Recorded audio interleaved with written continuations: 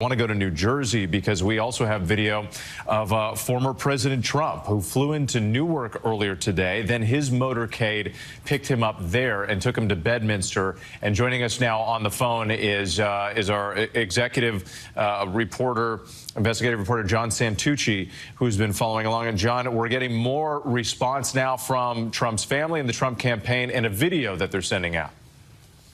Yeah, this is a video that one of the aides that was traveling with Donald Trump back from New Jersey just posted. I know our control room is working to turn that around very quickly, so we'll bring that to our viewers as soon as we can. But again, I think this is all just remarkable. You know, as we've been reporting for the last several hours, as you've been leading our coverage with, you know, the Trump team has really been learning everything in real time. I can tell you that I have been speaking to members. John, forgive me, I'm interrupting you just for a moment here because I just want to make clear to our viewers what they're seeing right now. This is video, the first video that we have seen of former President Donald Trump since the shooting earlier today. This was released by a campaign official.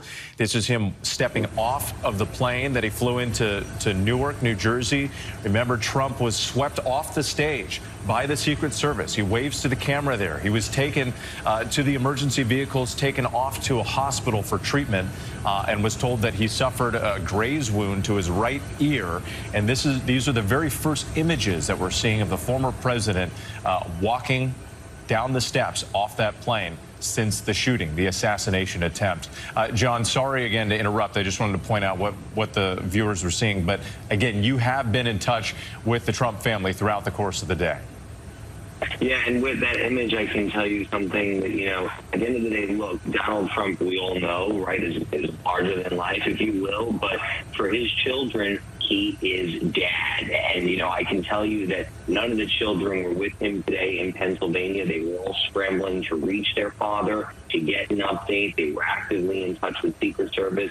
I spoke to his two eldest sons, Donald Trump Jr. and Eric Trump. They both were able to reach their father. Donald Trump Jr. telling me that when they spoke, his father was in good spirits, commented about how much blood was coming down his face moments after that happened. But again, as both boys observed to me with, you know, their father is resilient. And I think to see Donald Trump, as we're showing our viewers on screen right now, you know, to think hours earlier, that image that we have played over and over again of Donald Trump, you know, with agents swarming him and pulling him into that motorcade. I can tell you from many aides and sources of mine that I have built in 10 years of covering Donald Trump for ABC News, many were horrified, several of whom I've known for quite some time, answered the phone when I was trying to find out what was going on, in tears, crying themselves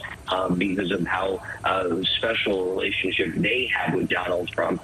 These people have worked for him for a decade, some even longer than that, sources of mine within the Trump organization, the president's company, trying to learn what was happening in real time. Now, look, as far as what we know with for tonight, our expectation, you mentioned to our viewers, that Donald Trump right now is in that motorcade, leaving Newark, heading back to his club in Bedminster, New Jersey. We're expecting to spend the evening.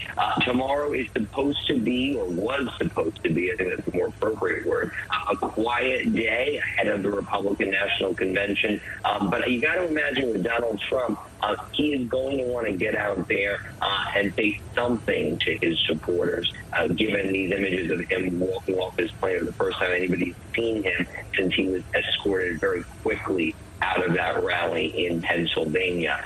The other thing that we should note with for our viewers is that, you know, this has been a very busy time for Donald Trump, where he has really been focused on the campaign. We reported, as you know, with in just the last 24 hours, he was doing private meetings with the three finalists, if you will, potentially be his running mate. And he thought that this rally today in Pennsylvania was going to be that big event. That ended up not being the event because of the coverage. Obviously, we've been talking about something nobody could have predicted. But our understanding is that Donald Trump is still full steam ahead with the convention, expected to head to Milwaukee on Monday.